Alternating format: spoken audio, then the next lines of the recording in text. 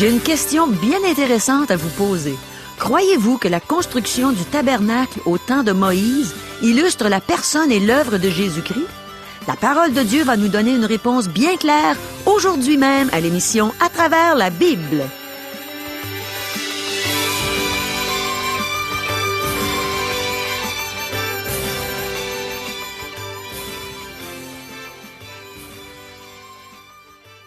Chers auditeurs, pour en savoir davantage sur le contenu de cette émission, vous pouvez contacter en tout temps Radio Espoir via Internet à www.radioespoir.ca ou par téléphone, sans frais, au 1-877-l'Espoir, 1-877-537-7647. Bonjour, ici Caro. Il y a tellement de détails significatifs dans la construction du tabernacle au temps de Moïse. Tant de belles choses à apprendre afin de mieux connaître notre grand Dieu merveilleux. Voici quelques questions dont les réponses nous seront données par rapport à cette construction. Quelle attitude devons-nous avoir en travaillant pour Dieu? Quelle attitude devons-nous avoir en donnant pour l'œuvre de Dieu? Dans la construction du tabernacle au temps de Moïse, pouvons-nous voir l'œuvre et la personne de Jésus-Christ? Est-ce que Dieu nous donne tout ce qu'il nous faut pour avoir une bonne relation avec lui? Le pasteur Régent Joly a ouvert sa Bible et il est prêt à nous enseigner des choses qui vont nous émerveiller, bien qu'elles aient été écrites il y a des milliers d'années. N'est-ce pas que la parole de Dieu est merveilleuse? Demandons à Dieu qu'il illumine les yeux de nos cœurs, afin qu'on comprenne bien sa pensée dans l'enseignement d'aujourd'hui. Prions. Oui, Seigneur, éclaire-nous. Donne-nous ta lumière et fais-nous comprendre tes Écritures. On en a besoin.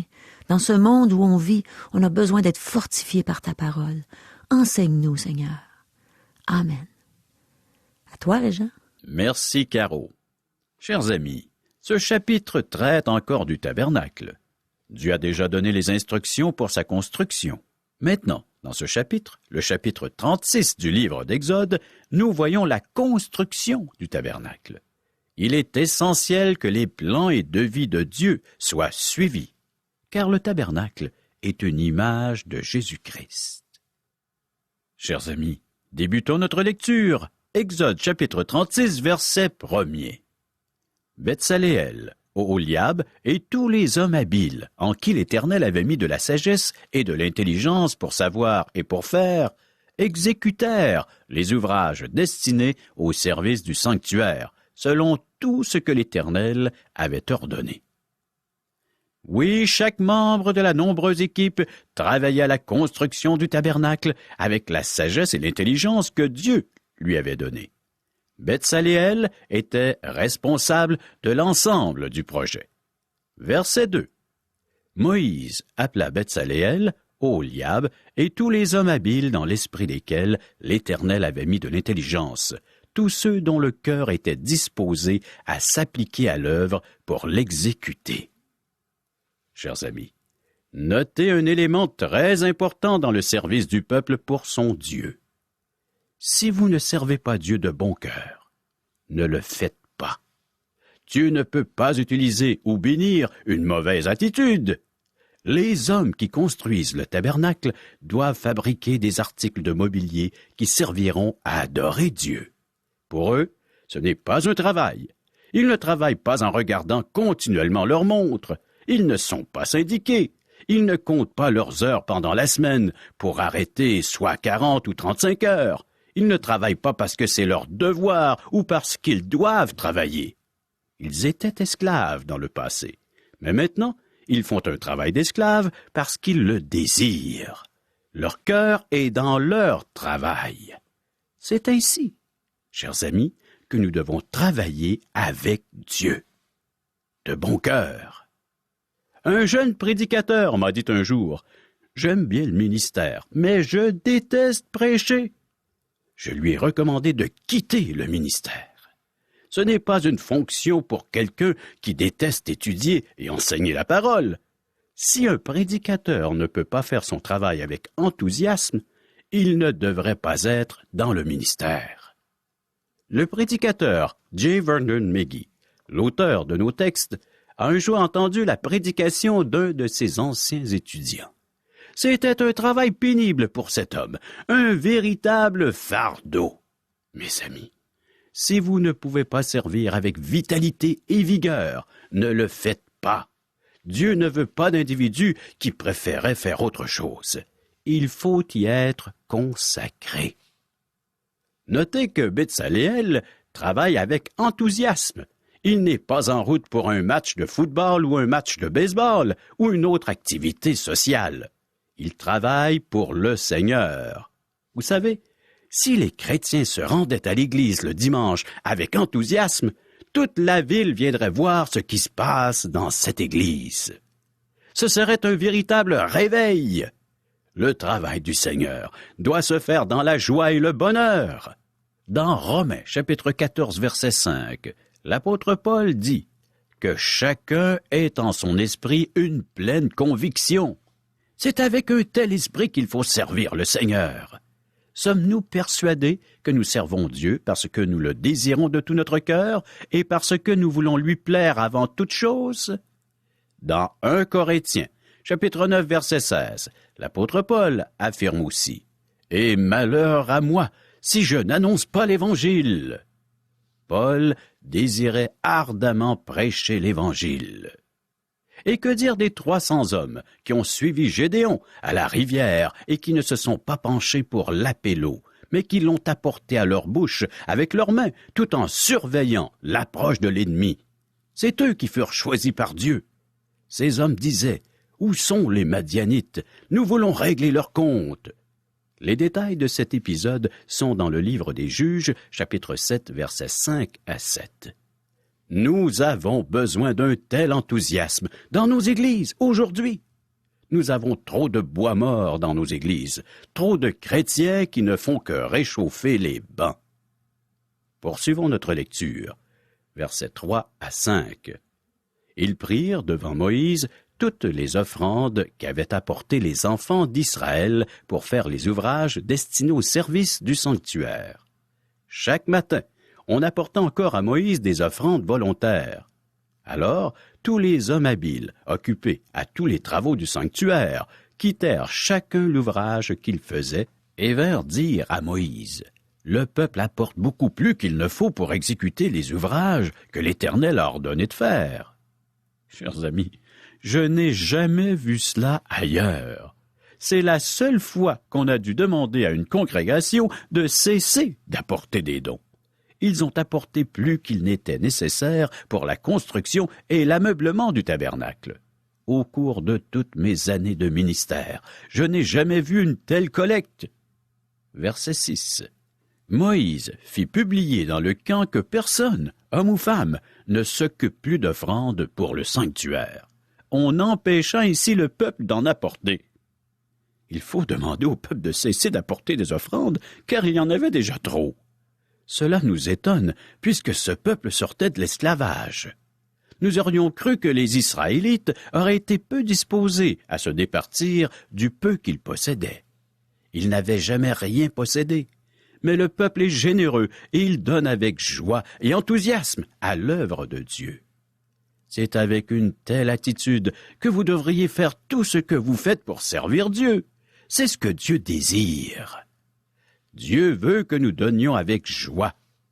Il y a quelques années, on annonçait dans une église « Donnez jusqu'à ce que cela vous fasse mal. » Cependant, Dieu dit « Si cela fait mal, ne donnez pas. » Notre service et nos dons doivent être faits dans la joie.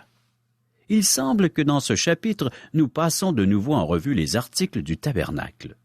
Cela semble être une répétition. Mais Dieu nous a donné les plans et devis du tabernacle, mais maintenant, c'est le temps de la construction. Les plans ne suffisent pas. Il faut aussi se mettre au travail. Le peuple débute le travail dans ce chapitre. Versets 7 et 8. Les objets préparés suffisaient, et au-delà, pour tous les ouvrages à faire.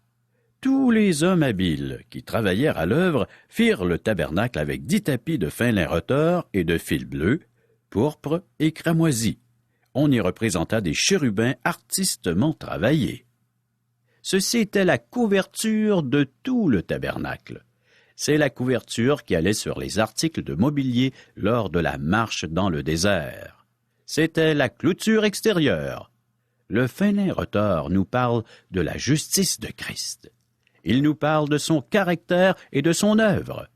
Le fin lin retors nous parle de la justice dont Christ nous revêt afin que nous puissions nous tenir en présence de Dieu. Nous devons nous rendre compte que Christ peut pourvoir à tous nos besoins. Il peut nous sauver, il peut nous libérer du péché, il peut nous garder dans ses voies.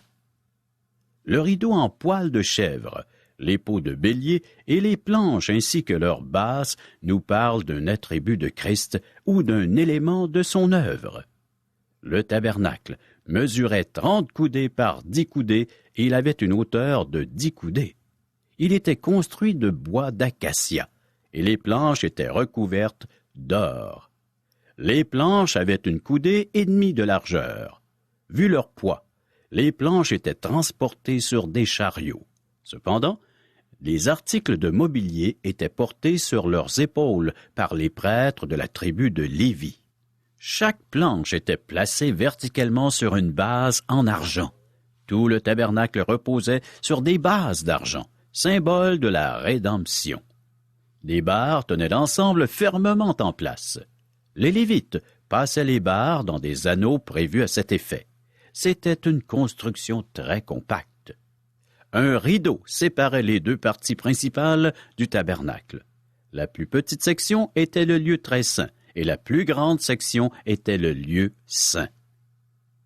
Tous les éléments du tabernacle illustraient un attribut ou un aspect de l'œuvre de Christ à la croix. Maintenant, chers amis, nous passons au chapitre 37 du livre d'Exode. Nous avons déjà étudié la description du tabernacle. Nous allons lire le texte et rappeler les points saillants. Dans la cour extérieure du tabernacle se trouvait l'autel d'airain et la cuve d'airain. Lorsque vous pénétriez dans le lieu saint, vous pouviez apercevoir 3 objets. Le chandelier d'or, la table des pains de proposition et l'autel des parfums. Dans le lieu très saint, on plaçait l'arche de l'alliance et le propitiatoire. Le tabernacle était composé de 3 parties. Il y avait 3 entrées à celui-ci. Il y avait l'entrée de la clôture de lin qui entourait le tabernacle, puis il y avait l'entrée du lieu saint et finalement l'entrée du lieu très saint. Seul le souverain sacrificateur pouvait pénétrer dans le lieu très saint en apportant le sang du sacrifice le jour de la fête annuelle des expiations. Nous verrons cette fête dans le livre de Lévitique. Le prêtre aspergeait le propitiatoire avec le sang. Il y avait 7 articles de mobilier placés de façon à nous donner une belle image de l'œuvre de Christ. L'autel d'airain illustrait la croix de Christ où l'on obtient le pardon de nos péchés. La cuve illustrait le fait que Christ purifie et sanctifie les siens. La cuve est l'endroit où confesser nos péchés et recevoir son pardon ainsi que la purification de ses péchés. Chers amis, nous débutons la lecture du chapitre 37 du livre d'Exode. Nous allons lire tous les versets de ce chapitre. Verset 1er. Betsaléel fit l'arche de bois d'acacia. Sa longueur était de 2 coudées et demie, sa largeur d'1 coudée et demie et sa hauteur d'1 coudée et demie. Il la couvrit d'or pur en dedans et en dehors, et il y fit une bordure d'or tout autour. Il fondit pour elle 4 anneaux d'or qu'il mit à ses 4 coins, 2 anneaux d'un côté et 2 anneaux de l'autre côté. Il fit des barres de bois d'acacia et les couvrit d'or. Il passa les barres dans les anneaux sur les côtés de l'arche pour porter l'arche. Il fit un propitiatoire d'or pur. Sa longueur était de 2 coudées et demie et sa largeur d'1 coudée et demie. Il fit 2 chérubins d'or. Il les fit d'or battu aux 2 extrémités du propitiatoire. Un chérubin à l'une des extrémités et un chérubin à l'autre extrémité. Il fit les chérubins sortant du propitiatoire à ses 2 extrémités. Les chérubins étendaient les ailes par-dessus, couvrant de leurs ailes le propitiatoire, et se regardant l'un l'autre. Les chérubins avaient la face tournée vers le propitiatoire. Il fit la table de bois d'acacia. Sa longueur était de 2 coudées, sa largeur d'1 coudée et sa hauteur d'1 coudée et demie. Il la couvrit d'or pur, et il y fit une bordure d'or tout autour. Il y fit alentour un rebord de 4 doigts sur lequel il mit une bordure d'or tout autour. Il fondit pour la table 4 anneaux d'or et mit les anneaux aux 4 coins, qui étaient à ses 4 pieds. Les anneaux étaient près du rebord et recevaient les barres pour porter la table. Il fit les barres de bois d'acacia et les couvrit d'or, et elles servaient à porter la table. Il fit les ustensiles qu'on devait mettre sur la table, ses plats, ses coupes, ses calices et ses tasses pour servir aux libations. Il les fit d'or pur. Il fit le chandelier d'or pur. Il fit le chandelier d'or battu. Son pied, sa tige, ses calices, ses pommes et ses fleurs étaient d'une même pièce. 6 branches sortaient de ses côtés, 3 branches du chandelier de l'un des côtés et 3 branches du chandelier de l'autre côté. Il y avait sur une branche 3 calices en forme d'amande, avec pommes et fleurs, et sur une autre branche 3 calices en forme d'amande, avec pommes et fleurs.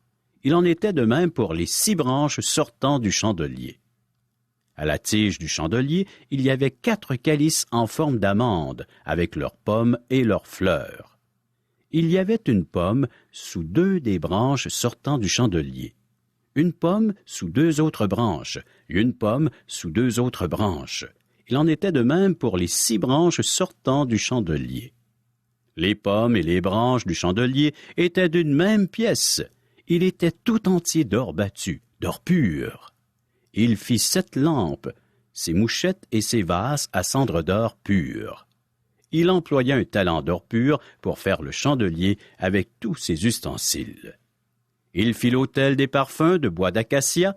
Sa longueur était d'1 coudée et sa largeur d'1 coudée. Il était carré et sa hauteur était de 2 coudées. Des cornes sortaient de l'autel. Il le couvrit d'or pur, le dessus, les côtés, tout autour, et les cornes, et il y fit une bordure d'or tout autour. Il fit au-dessous de la bordure 2 anneaux d'or aux 2 côtés. Il en mit aux 2 côtés pour recevoir les barres qui servaient à le porter. Il fit des barres de bois d'acacia et les couvrit d'or. Il fit l'huile pour l'onction sainte et le parfum odoriférant, pur, composé selon l'art du parfumeur. Le lieu saint est l'endroit où adorer. Le chandelier d'or qui s'y trouve illustre Christ, la lumière du monde. La table des pains de proposition illustre Christ, le pain de vie céleste. L'autel des parfums est l'endroit où prier. Cet autel illustre Christ, notre intercesseur. Dans l'Épître aux Hébreux, l'autel des parfums est placé dans le lieu très saint plutôt que dans le lieu saint, car notre intercesseur est maintenant au ciel. Mais l'autel des parfums est dans le lieu saint, où vous et moi pouvons pénétrer aujourd'hui. Lorsque les croyants désirent adorer Dieu, ils viennent au lieu saint. La confession, la louange, les remerciements, l'intercession, les requêtes sont tous des éléments de l'adoration. Tout cela se fait dans le lieu saint. Si vous voulez la lumière du monde, il faut sortir du lieu saint. Mais pour la lumière du chandelier d'or, il faut pénétrer le lieu très saint. Pour servir Christ, nous ne pouvons pas marcher selon la sagesse de ce monde, mais nous devons nous guider avec et par la parole de Dieu. Oui, chers amis, le lieu très saint illustre Jésus-Christ en présence de Dieu. L'Épître aux Hébreux nous invite à venir au trône de la grâce. Le propitiatoire illustre cela.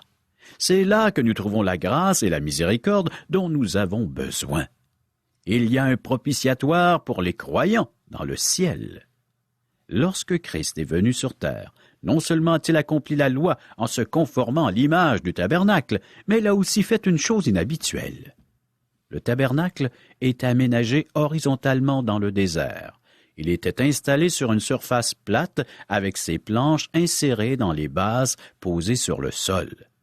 Mais lorsque Christ est venu afin de donner sa vie en rançon pour nos péchés, il a placé le tabernacle verticalement.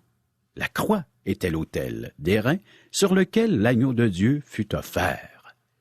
Il est mort afin de nous sauver. Le lieu très saint est dans le ciel aujourd'hui. Nous ne cherchons pas Dieu sur un plan horizontal, en nous rendant dans un édifice ou vers un homme, mais nous regardons vers le ciel, et nous allons directement à Dieu en passant par Christ. Car il y a un seul Dieu, et aussi un seul médiateur entre Dieu et les hommes, Jésus-Christ, homme, nous disent les Saintes Écritures. Vous pouvez le lire dans 1 Timothée chapitre 2, verset 5. Mes amis, où vous situez-vous par rapport au tabernacle? Devez-vous venir à l'autel d'airain pour être sauvés? Bien des gens, même des membres d'Église, n'y sont jamais venus. Êtes-vous un chrétien souillé par le péché, qui doit venir à la cuve pour se confesser et être purifié? Marchez-vous dans les ténèbres? Pénétrez dans le lieu saint et marchez à la lumière du chandelier d'or. Peut-être que votre vie spirituelle laisse à désirer, et que vous avez besoin d'aller à la table des pains de proposition afin d'être nourri. Peut-être que vous ne percevez plus de chaleur dans votre vie de prière et qu'il vous faut venir à l'autel des parfums. Peut-être avez-vous des ennuis et vous avez besoin de la grâce et de la miséricorde de Dieu. Alors, venez au propitiatoire. Il y en a un pour vous aujourd'hui. Allez à Dieu et acceptez l'aide dont vous avez besoin. Dieu veut vous bénir et vous guider. Et aujourd'hui, tout cela se trouve en la personne de Christ. Faites un pas par la foi. Placez-y toute votre confiance. Rapportons-nous au Nouveau Testament pour découvrir cette réalité, cette vérité au sujet de l'existence d'un tabernacle céleste. L'Épître aux Hébreux, chapitre 9, versets 11 à 16.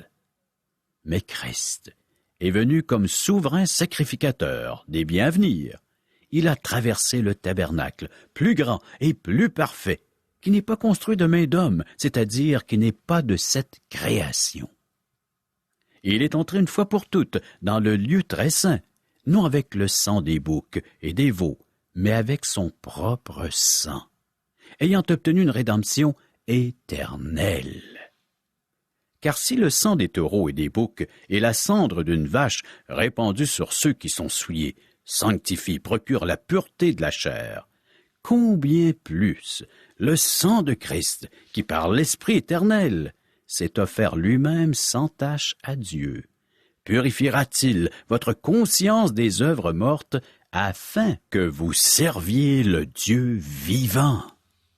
Et c'est pour cela qu'il est le médiateur d'une nouvelle alliance, afin que la mort étant intervenue pour le rachat des transgressions commises sous la première alliance, ceux qui ont été appelés reçoivent l'héritage éternel qui leur a été promis. Chers amis, voilà la réalité concernant notre destinée éternelle. Seul Jésus-Christ peut intervenir. Il est le seul moyen par lequel vous pouvez avoir accès à Dieu. Par la foi, allez vers lui. Placez-y toute votre confiance concernant votre vie présente et pour votre éternité. C'est le don de Dieu. Chers amis, pour la prochaine émission, préparons-nous en lisant Exode chapitre 38. Merci beaucoup, Régent. C'est tellement beau de voir l'attitude de ceux que Dieu avait choisis pour la construction du tabernacle. Ils le servaient de bon cœur. Oui, leur cœur était disposé à s'appliquer à l'œuvre de Dieu pour l'exécuter. Mon ami, quelle est l'œuvre à laquelle tu as été appelé pour servir le Seigneur dans son Église? Est-ce que tu y appliques tout ton cœur? As-tu découvert quelle était l'œuvre à laquelle Dieu t'appelait? Sinon, demande à Dieu de te la révéler. C'est sûr qu'il va le faire.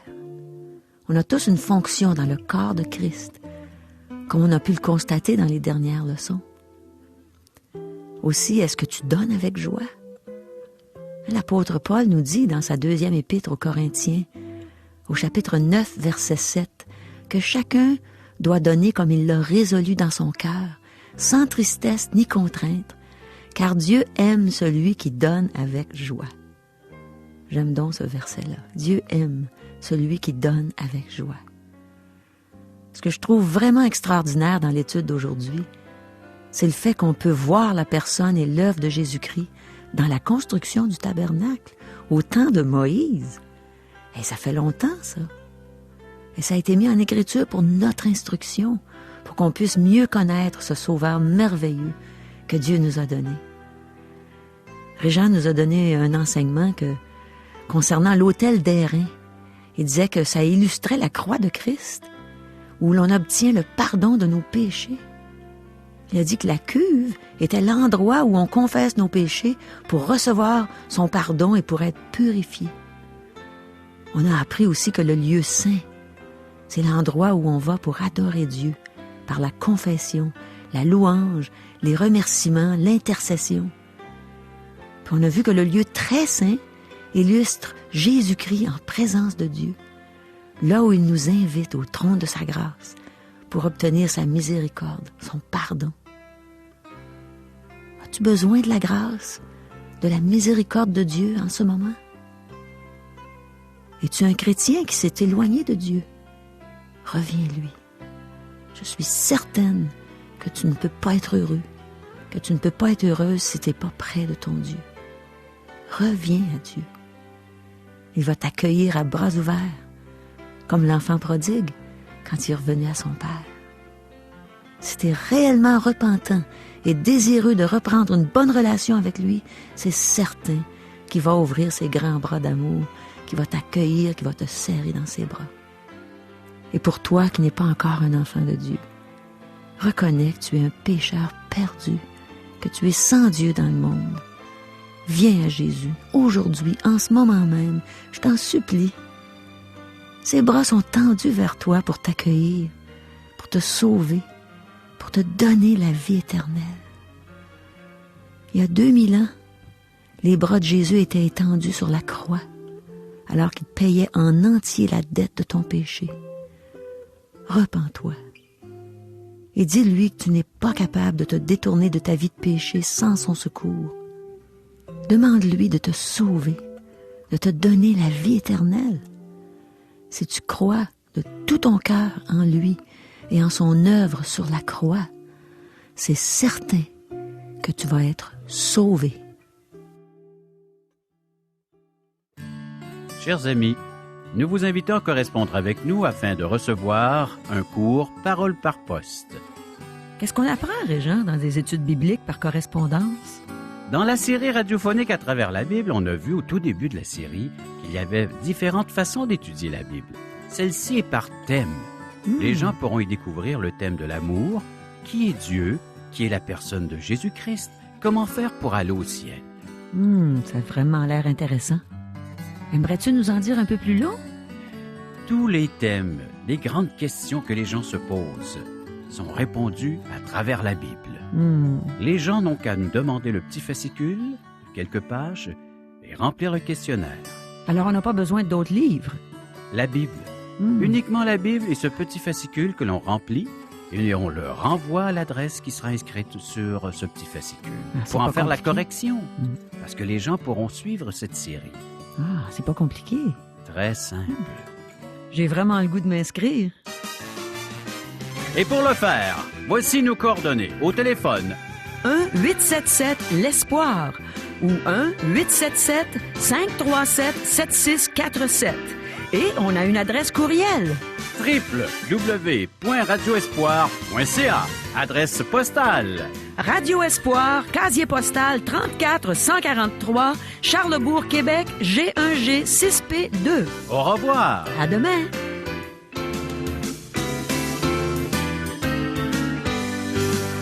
Cette émission vous a été présentée par Radio Espoir.